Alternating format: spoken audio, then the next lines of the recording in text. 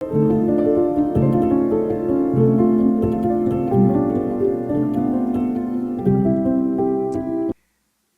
qué interesante cuando pensamos de la Navidad y saber que dentro de los temas que han de tratarse está esta idea de cómo Dios usa lo insignificante para cumplir sus propósitos.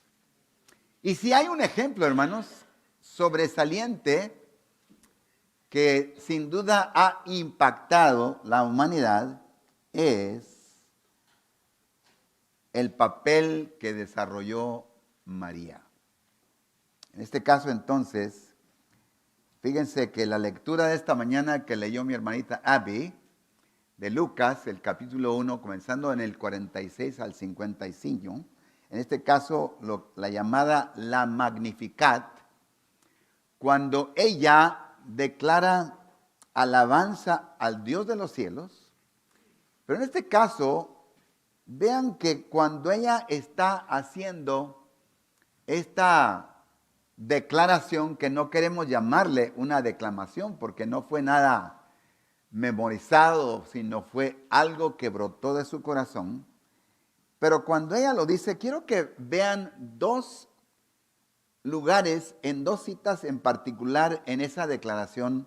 En Lucas, el capítulo 1, el 48 y luego también el 52, cuando ella dice en el 48, porque ha mirado la bajeza de su sierva, pues he aquí desde ahora me dirán bienaventurada todas las generaciones. Entonces, vean esa expresión que Dios ha mirado la bajeza de su sierva. O sea, ella considerando exactamente quién era y lo que Dios estaba utilizando para dar nacimiento al Altísimo.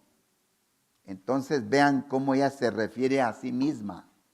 Pero luego también en el 52, cuando dice, quitó de los tronos a los poderosos y exaltó a los humildes. Entonces quiere decir que ella se incluía dentro de ese círculo de personas que eran siervas y que eran del pueblo humilde. Entonces, hermanos, la semana pasada tratamos con lo insignificante de Belén, que en ese pueblecito tan pequeño, tan insignificante, que así lo declara Miqueas desde el Antiguo Testamento, y ahora lo repite otra vez la palabra de Dios en estas citas de Lucas 1 y Lucas 2. Pero vean que así como Dios usó un pueblo tan humilde, ahora también Dios utiliza a un pueblo bastante humilde. Entonces, para eso, hermanos, ¿por qué no vamos a un repaso de la historia de Navidad? Y abran sus Biblias a Lucas, el capítulo 2. Y vamos a considerar del versículo 8 al 20, donde está este anuncio que Dios da del nacimiento de Jesús. Y entonces comenzamos, hermanos, con un anuncio a un grupo humilde en el versículo 8, cuando dice su palabra, había pastores en la misma región que velaban y guardaban las vigilias de la noche sobre su rebaño. Entonces, aquí tenemos a los pastores que están cuidando, que están vigilando, que están protegiendo a sus ovejitas y todo lo que involucra una tarea como es la de un pastor. Y en este caso, estos pudieran ser, casi pudiéramos decirlo sin duda, los mismos pastores que proveían los corderitos que se iban a sacrificar en el templo en Jerusalén, porque recuerden que la ley de Dios había exigido que tenía que haber un sacrificio en la mañana y en la tarde, todos los días de Israel. Ahí entonces, ¿qué sucede? lo más seguro es que ellos eran los que los preparaban. Y estamos hablando de sencillamente en consideración de millas, vamos a decir que eran algunas 5 millas, pero entonces, qué interesante que Dios utilizara a lo más bajo, a lo más insignificante de la sociedad judía para hacer anuncio del nacimiento de Jesús. Ahora, si sabemos un tantito del exilio de los judíos, cuando los judíos salieron después de 70 años en exilio por su pecado, por su castigo, pero ahora cuando ellos regresan para reinstituir el templo en Jerusalén y llegar a construirlo, cuando llegan otra vez a comenzar a ocupar la tierra que habían dejado cuando Nabucodonosor se los llevó por tantos años. Pero entonces, ¿qué sucede? Si ustedes ven esos capítulos que hemos leído, que entre los favoritos que tenemos es Jeremías 29:11, cuando Dios está diciéndole a Israel, yo sé los planes que yo tengo para ti. Y entonces, verdaderamente Dios iba a prosperarlos. Entonces, ¿qué sucede con esa sociedad? Pues la mayoría de esos judíos regresaron a Jerusalén o a Israel como negociantes y hermanos hasta la fecha. Hasta la fecha, entre los negociantes de más éxito y pudiéramos decir entre la sociedad, el grupo más rico en los Estados Unidos, aunque es cierto que hay todo tipo de rico en distintas razas y distintos países, pero en su gran mayoría, hermanos, ¿cuál judío no ha tenido éxito en su labor? Pero, ¿qué sucede? No es entonces a esa sociedad a la cual el Señor Dios de los cielos escoge anunciar a su Hijo y al nacimiento de Jesús, sino fue a lo más bajo de la sociedad. Qué interesante el comentario de este teólogo luterano alemán Joachim Jeremías, cuando dice que afirma que los pastores en esa sociedad, en esa época, eran los despreciados en la vida cotidiana. En general se les consideraba personas de segunda clase y poco fiables. Entonces vean varias cosas que se dicen de este grupo de personas, porque no solamente ahora humildes, sino también la confianza en ellos no era en totalidad. Pero aquí está la lección. La lección es que veamos lo que Dios usa para anunciar lo más hermoso, lo más superior en anuncios, y es que Dios usa a un pueblo sumamente humilde. Ahora, entonces, fíjense, porque va con el carácter que vemos en la persona de Jesús, pero va con el carácter de lo que también vemos en el nacimiento de Jesús, y por eso vemos que es un carácter tan humilde. Y entonces, aquí ya nomás de pilón pienso todavía esta mañana, qué interesante que Dios ha llamado a algunos a ser pastores y maestros, o sea, obispos, presbíteros, ancianos, pero qué interesante que les llama pastores, ¿sí? Y me hizo pensar inmediatamente, ¿no?, de toda la preparación que hoy está exigiendo la sociedad y están exigiendo los seminarios en la preparación de un siervo de Dios para que sea pastor, cuando efectivamente Dios quiere que sea un siervo y que sea humilde y que sea aquel que va a cuidar de la grey. Entonces, hay un despertamiento a algunos de nosotros que tenemos ese llamado. Y luego la invitación a todos, ¿no? De Lucas 14:11, donde la palabra de Dios nos declara que Dios exalta entonces al humilde. Entonces ahí está una tremenda lección que tenemos en estos pastores. Pero ahora veamos una segunda cosa, cuando se requiere ahora una visita angelical para hacer este anuncio. Entonces, bajen conmigo ahora entonces a Lucas el capítulo 2 y vamos a leer desde el 9 al 11 cuando dice, y he aquí, se les presentó un ángel del Señor y la gloria del Señor los rodeó de resplandor y tuvieron gran temor.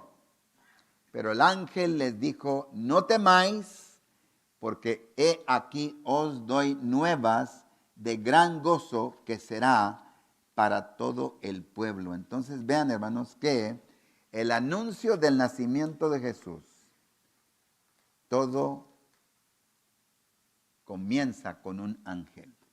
Interesante, ¿no? Porque desde antaño Dios está profetizando a su Hijo y lo está declarando a través de estos agentes que les llamamos profetas, pero ahora cuando ha de anunciarse ahora en esta nueva dispensación, en esta nueva economía, ahora Dios va a usar a un ángel. O sea, lo he pensado tantas veces. El anuncio tenía que empezar por alguien. Pero ahora, ¿quién lo va a anunciar? Pues lo va a anunciar un ángel. Pero en este caso, veamos, hermanos, que lo más probable es que no fue cualquier ángel. O sea, lo más probable es que fue el arcángel Gabriel.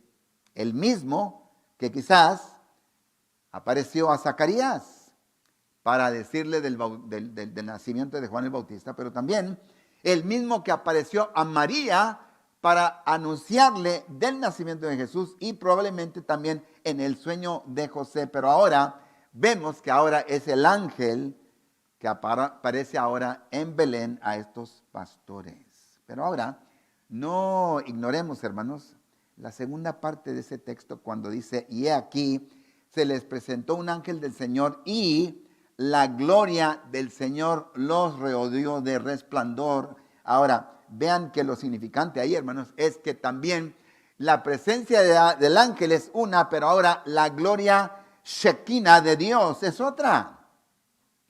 O sea, no se puede evitar, y yo veo cuando dice, y tuvieron gran temor, pues yo diría, hermanos, que una es la apariencia de un ángel y otra es la misma presencia del ángel que ha estado en presencia del Dios Altísimo.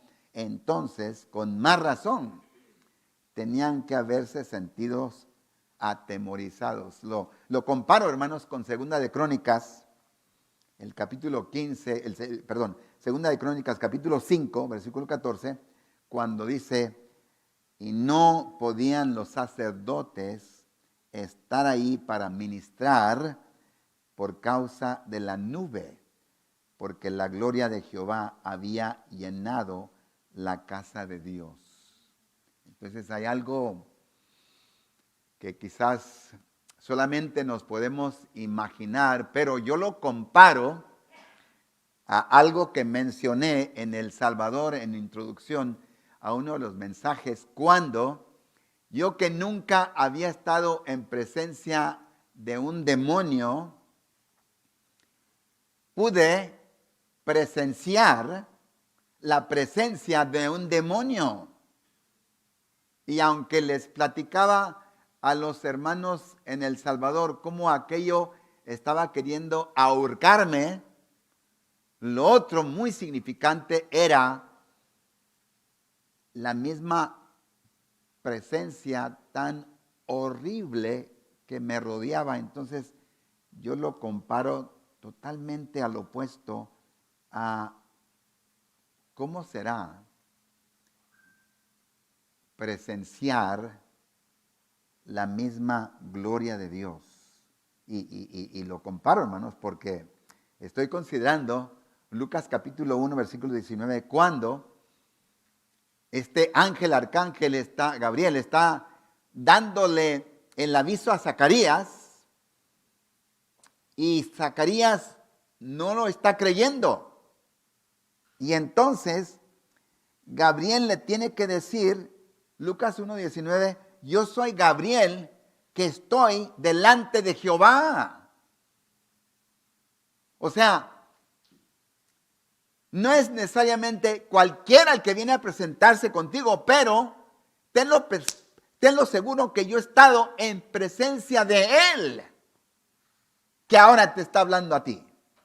Entonces, yo veo que el ángel está dando aviso a estos pastores y digo yo, con razón, versículo 9 dice, y tuvieron gran temor, que aún el ángel mismo tuvo que decirles, no temáis, porque estaba en presencia de uno que había estado en presencia del Dios Altísimo. Pero fíjense ahora, hermanos, que versículo 10 al 12 les da un mensaje de buenas nuevas. Ahora, fíjense, compárenlo bien porque fácilmente uno quizás quiere decir, estamos hablando de las buenas nuevas. Estamos hablando del Evangelio, porque el Evangelio significa buenas nuevas. Pero vean en su texto, hermanos, cuando dice, el versículo 10 dice, estoy traduciendo dos versiones en inglés, cuando dice, nuevas de gran gozo que será para todo el pueblo, es una versión, y otra es, nuevas de gran gozo que será para todos los pueblos. Entonces, por un lado, un mensaje para los de Belén o un mensaje para todo Israel o un mensaje para todos los pueblos. Y yo digo amén, amén, amén. Porque fue un mensaje para Belén, fue un mensaje para Israel, pero hermanos, aquí estamos nosotros todavía anunciando el mismo mensaje porque también ha llegado a impactarnos a nosotros. Son nuevas de gran gozo para todos los pueblos. Pero ahora, no vamos a confundirlo, hermanos, con las buenas nuevas del Evangelio, porque ahorita estamos hablando de nuevas de gran gozo con relación al nacimiento de Jesús. O sea, cuando estamos hablando de la historia de la Navidad, estamos hablando de nuevas de gran gozo. ¿Por qué? Ahora, ahí está. ¿Qué dice entonces el 11? Que os ha nacido hoy en la ciudad de David un Salvador, que es Cristo el Señor. Esto os será de señal, hallaréis al niño envuelto en pañales, acostado en un pesebre. Entonces, estamos claramente hablando de las buenas nuevas con relación a la Navidad, que constituye solamente una parte de lo que nosotros incluimos en el Evangelio cuando hablamos de las buenas nuevas. Entonces, ¿qué es lo que encontramos, hermanos, en estas citas? Lucas 2, 11 al 12, bueno, encontramos el día exacto de su nacimiento. Ahora, digo algo que quiero decir a la conclusión y es que lo que nos interesa a nosotros y no estamos ni siquiera subrayando y declarando que es día santo, diciembre 25, mentira. Ese no es el enfoque. El enfoque es que nació. El Señor Jesús vino y se ha cumplido ahora la profecía. ¿Sí? Entonces no entremos en argumentos sobre el día, porque pudiera haber sido otro día. Nada más que por ahí un monje católico romano estableció ese día y ese día la Iglesia Católica Romana lo afirmó como el día del nacimiento de Jesús. Eso no ignoramos, ¿sí? Pero de que sea el día exacto lo es. Y luego, el lugar, hermanos, el lugar de su nacimiento, ya profetizado exactamente fue, os ha nacido hoy en la ciudad de David. Vean, hermanos, que como nació David allí, también a Belén se le llama la ciudad de David, aunque también Jerusalén llega a conocerse como la ciudad de David. Entonces, que no haya esa confusión, porque se ha dicho lo mismo de los dos lugares. Pero ahí está geográficamente, no puede ignorarse. No sé si les platiqué que un día el misionero Shelton, Joshua Shelton, un día nos andaba paseando por ahí en una conferencia que fui a dar a los pastores en Israel, y en una noche muy, muy fría, en algún momento nomás se paró y dijo: hermanos, ¿ven esa lámpara? ¿Ven cómo está dando su luz arriba de un cuadro allí de cemento? No había nadie, hermanos. Quizás después de nosotros se paró otro carro. Y dice: vamos a bajarnos, hermanos. ¿Por qué? Porque es el 24 de diciembre. Y la tradición cree que aquí es el lugar donde estaban los pastores. Y como ustedes pueden ver, ahí está el pueblito de Belén. Y ni siquiera, hermanos, diciéndolo para que se diga: ese es el lugar, ya está marcado. No, nada más que históricamente sí sucedió. Ahí estuvieron los pastores afuerita, en un lugar exacto como lo declara la palabra de Dios. Pero ahora, ¿cuál es lo importante? Que ha nacido el Salvador. O sea que ahora ya tenemos una esperanza de vida eterna, y ya desde aquí anticipando lo que ahora anunciamos como parte del Evangelio, que Él vino a dar su vida por nosotros. Pero ahora, fíjense, desde su nacimiento, el ángel anunciando: ha nacido el Salvador, y luego también ha nacido el cumplimiento de aquel Mesías que había de venir, que ahora la palabra es Cristo. ¿Sí? Entonces, ¿qué? Ha nacido. Pero ahora, específicamente, en ese momento, para que los pastores fueran a encontrar al niño, ahora sí, así lo van a encontrar. ¿Y cuál será la señal? Hallaréis al niño envuelto en pañales, que no es lo común y menos para el Hijo de Dios. Porque esa palabra pañales tiene que ver con la misma palabra que se usó cuando envolvieron a Jesús cuando fue enredado para su muerte. Entonces estamos hablando de algo que solamente una persona muy humilde pudiera utilizar, enredar a esa criatura en esos lienzos de 4 pulgadas, ¿sí? Para mantenerlo calientito. ¿Y ahora qué? Y lo van a encontrar acostado en un pesebre. Entonces escuchaba a un predicador tratando el tema, y yo pensando: sí, pero no te vayas tan rápido, porque no es cierto que iban a ir consultando casa por casa por casa, porque en este caso, si está diciéndoseles que van a encontrarlo en un pesebre, entonces tienen que ir a donde están los animales para encontrar a Jesús, porque estaba acostado en un pesebre. Entonces, hermanos, así como se oiga de extraño, así fue entonces el nacimiento de Jesús, y así lo declara entonces el ángel. Pero ahora, fíjense, ya apareció un ángel, ya nos dio tremendo mensaje. Pero ahora, bajen al versículo 13 y 14, estamos en Lucas 2, cuando dice: y repentinamente apareció con el ángel una multitud de las huestes celestiales que alababan a Dios y decían: gloria a Dios en las alturas, y en la tierra paz, buena voluntad para con los hombres. Entonces, ¿qué sucede? El ángel acaba de darles este grato, tremendo anuncio, pero ahora con él ahora se unen lo que la Biblia llama multitudes de ángeles.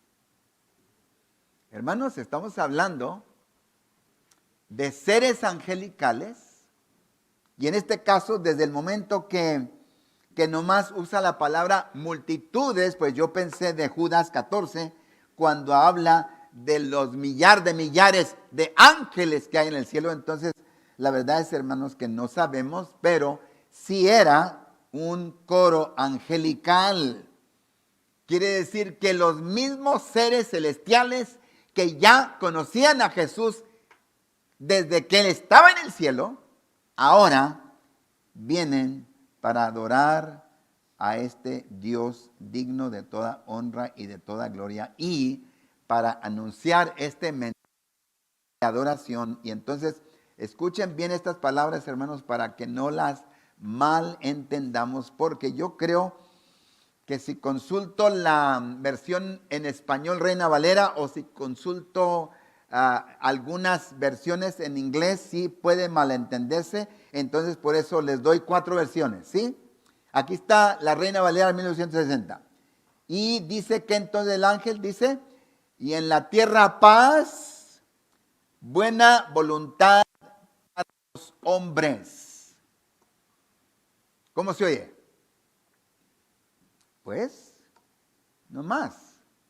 Si lo interpreta literalmente palabra por palabra, el resultado es que Dios tiene una buena voluntad para todos los hombres. Pero vamos a otras versiones, nomás para comparación de lo que está escrito en el texto original, cuando dice ahora la Biblia de las Américas, ¿sí? Y en la tierra paz entre los hombres en quienes Él se complace.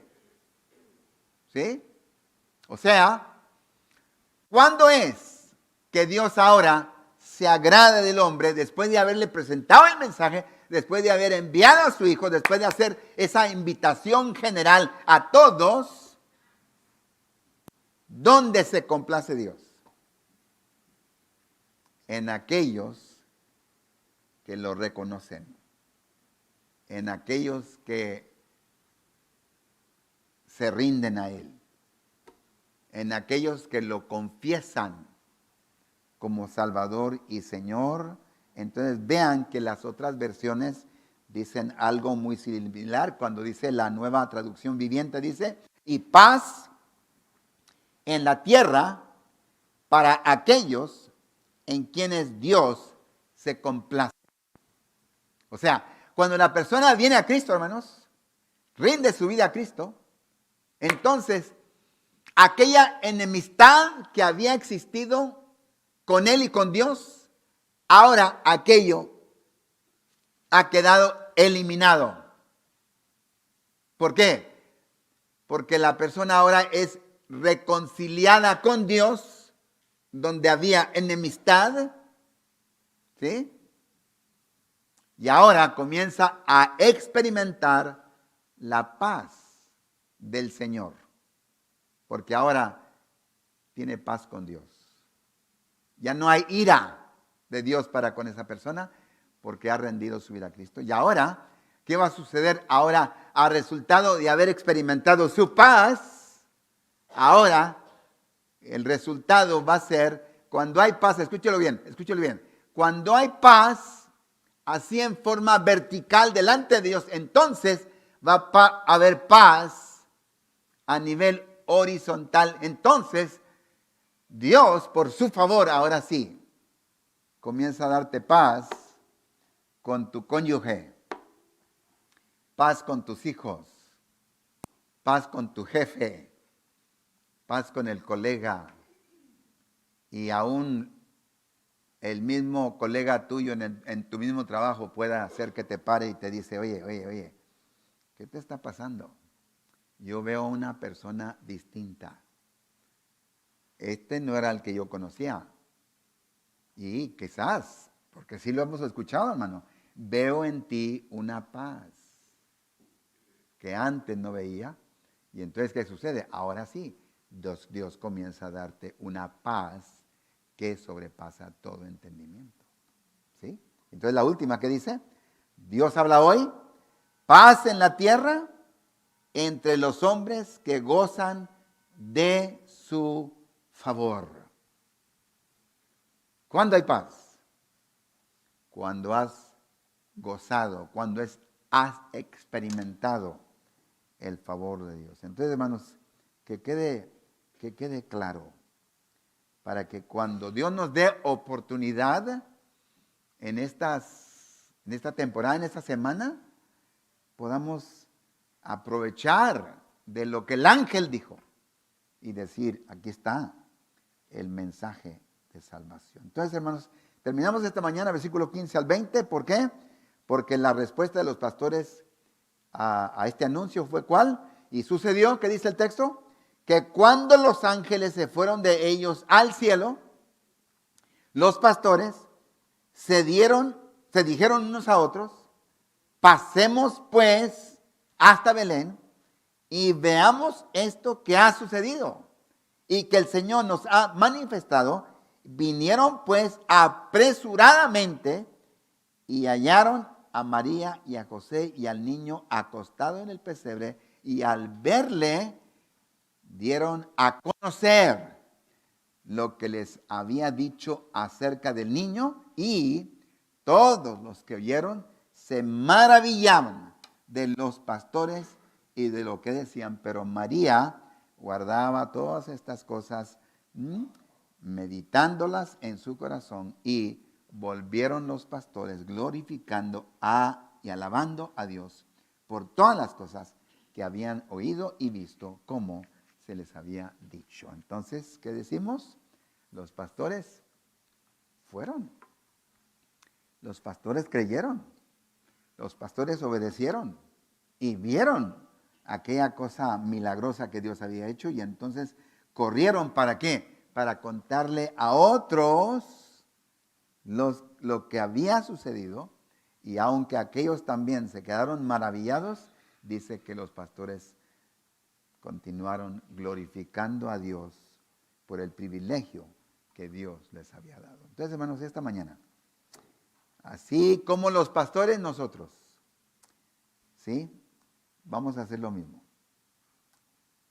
Hemos conocido la historia de Navidad, ¿sí? Ya la tenemos grabada.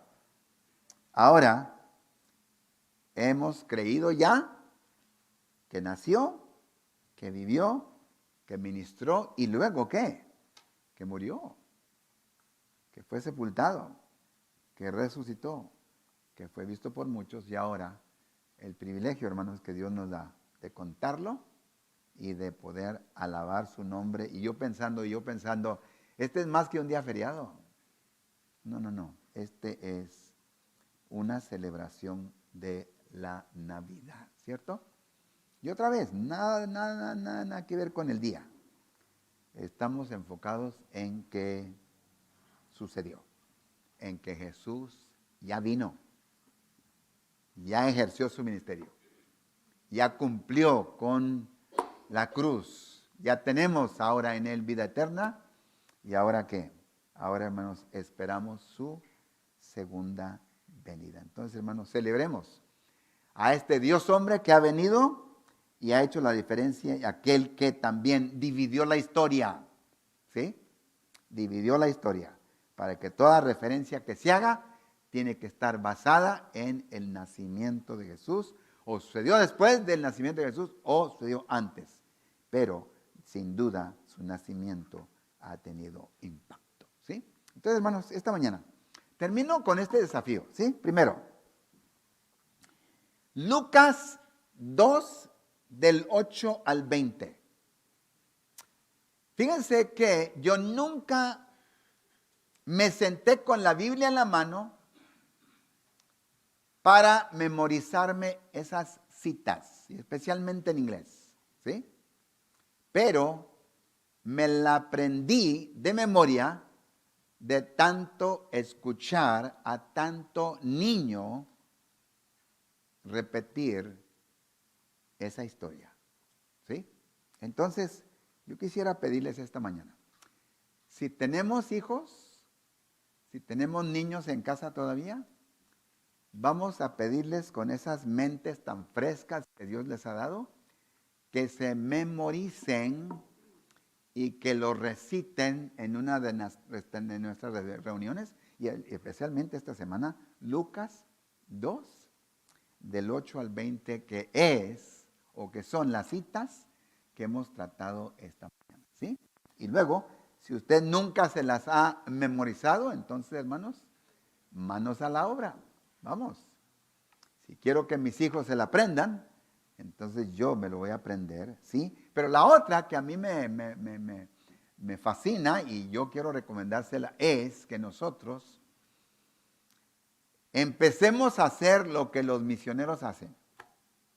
Y es, cuando usted lee una historia y la lee y la lee y la lee y comienza a contarla, hasta que usted pueda contarla casi, no memorizada, quizás aún con explicaciones y comentarios, pero comienza usted a presentar la historia a otros, y es lo que muchos de nuestros misioneros están haciendo en el campo foráneo.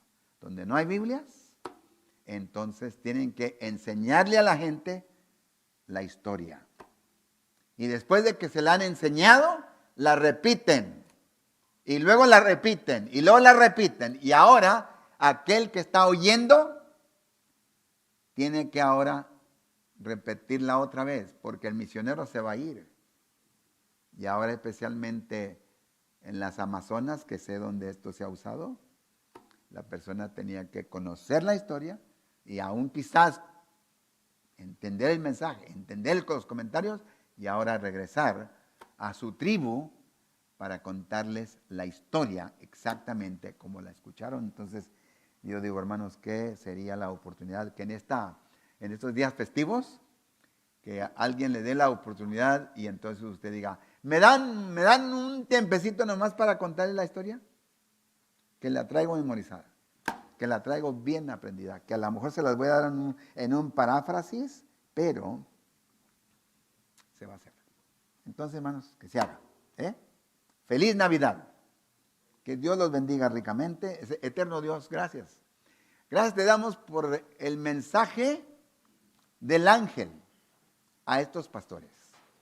Y gracias, Señor, porque tú escogiste utilizar a personas como estas para depositar un mensaje tan potente. Y así quiere decir, mi Dios, que no importa quién seamos, si nos consideramos los más ignorantes o los más corrientes de esta sociedad, tú has depositado en estos vasos de barro el tesoro del evangelio tuyo, y ahora encuéntranos fiel, oh Dios, para también compartirlo. Y esta mañana, mi Dios, si hubiera una persona que nunca ha abierto su corazón para recibir a Cristo, hazlo esta mañana, Señor. Tráelo a ti, tráelo a ti, tráelo a ti. Y mi amigo, mi amiga, el mensaje te lo hemos dado en dos sabores. Primero, para que sepas cuál es la noticia de gran gozo que se le dio a los ángeles. Pero también para que no te vayas de aquí sin saber que ese Cristo del pesebre es el mismo que llegó a ser el Cristo de la cruz. Y el mismo que murió en la cruz por tus pecados, se fue sepultado, al tercer día resucitó, vive, te ofrece a ti esta mañana el perdón de tus pecados y te ofrece vida eterna. Abre tu corazón. Dile así, dile así, dile así. Padre Santo que estás en los cielos, en esta mañana, yo sí creo en Jesús. Yo sí creo que Jesús nació en Belén de Judea, y también creo que es el mismo que murió en la cruz por mis pecados, que fue sepultado, que resucitó y que fue visto por muchos esta mañana. Yo me arrepiento de todos mis pecados. Me arrepiento de haber negado a este Dios hombre y lo recibo en mi corazón y lo confieso como mi Señor y mi Salvador, orando en el nombre de Cristo Jesús. Gracias, oh Dios, por tu palabra, por el repaso de esta mañana, y así no, llévanos, mi Dios, llévanos, que esta semana haya esa oportunidad de poder anunciar a alguien el mensaje de las buenas nuevas. Oramos, despídenos con tu gracia y tu paz, en el nombre de Cristo Jesús oramos. Amén.